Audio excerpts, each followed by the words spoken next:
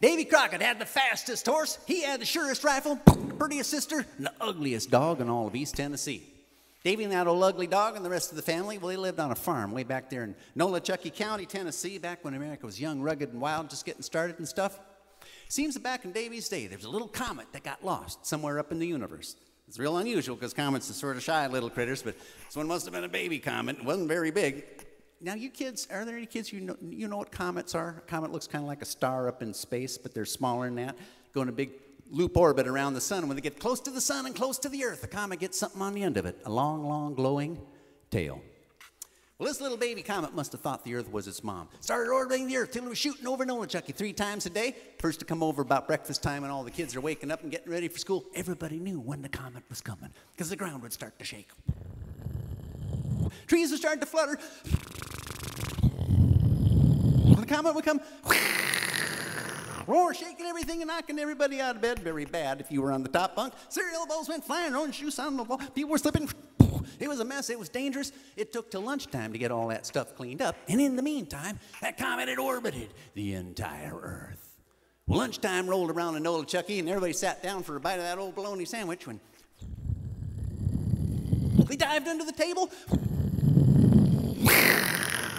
Comet shooting through the trees, spraying sparks and fire, setting everything burning up, and it's all a volunteer fire department could do, running around till supper time putting out them fires. They were squirting water on this, shoving dirt on that, putting out fires here and there. Whew, that was hard work. Well, they all came dragging home at supper time, plumb wore out from fighting them fires all afternoon. Sat down at the supper table, big old bowl of homemade chili, had the first spoon up to their mouth when Comet was shooting over, making so much noise, the chickens quit laying eggs, the dogs were hiding under the porches. It was awful. Well, now Davy figured something had to be done to get rid of that little comet. No one was doing anything. Of course, Davy figured he better do something himself.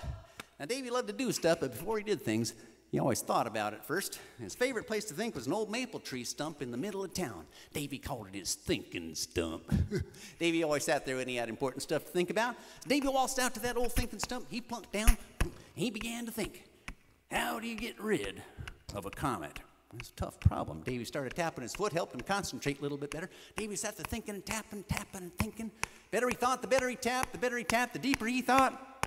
And it wasn't long before that tapping foot attracted his attention, gave him just the idea he was looking for. Now, Davy Crockett was the best buck dance clogger in all of Nolichucky County, Tennessee, and his pa was quite the fiddler, too. Davy decided he was going to dance that little comet to death, or try. Nobody had ever danced with a comet before. But that never stopped Davy. He was always doing stuff no one ever done before. Shoot, that was his favorite thing to do. Davy glanced over his shoulder, saw this spooky glow over the Blue Ridge Mountains. He knew that was the comet fixing to come blasting over closer than it ever came before. There wasn't a moment to spare. The ground was already trembling. Davy jumped up off that thinking stump and shouted to his pa, "Pa, go get your fiddle. Come on, we need some dancing music right away, quick." Well, it never took much coaxing to get Davy's pa to play the fiddle. And when he heard the words dancing music, he grabs old fiddle off the wall. Did I hear somebody say dancing music? I'm coming, Davy. Where's this here dance at? Began playing out an old hoedown tune called Sally Good, and went a little bit like this.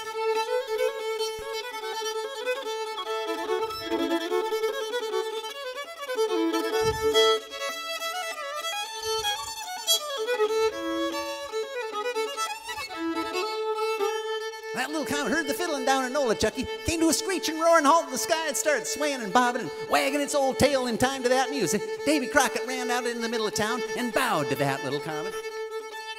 Comet looked down out of the sky, bowed to Davy. They started dancing together right there in the middle of town with Davy's pa playing the fiddle.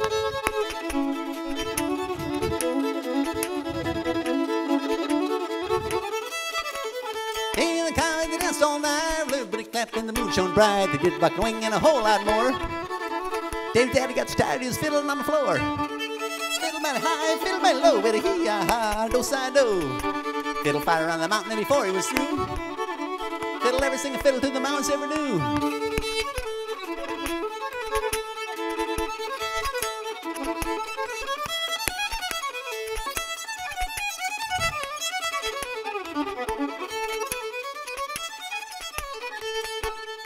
All night along. Davy, that little comet, danced and danced. They danced up and down the road. They danced around the barn. They danced through the woods. They danced across the lake.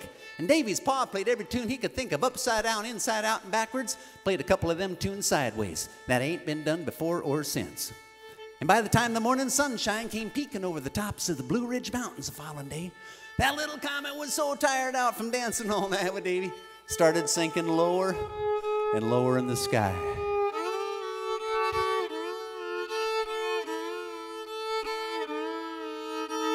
There, hung 2 or 3 feet off the ground. Davy gave it one last little. The comet went, fell into a glowing ball at Davy's feet, going, when pooped out a little comet. Now, Davy kind of figured that was going to happen. And he looked down on the road and saw that winding snake and comet tail I was telling you about. Over there by the apple orchard and off by the schoolyard, Davy grabbed that thing by the tail, started swinging it around his head.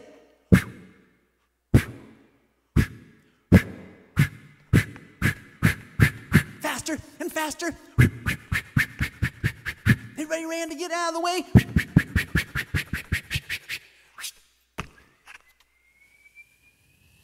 Being careful to miss a flock of geese flying by in the steeple on the church, Davy threw that comet clean back up into outer space. Hasn't been heard from or seen since, which is why you've never heard about it before, I guess.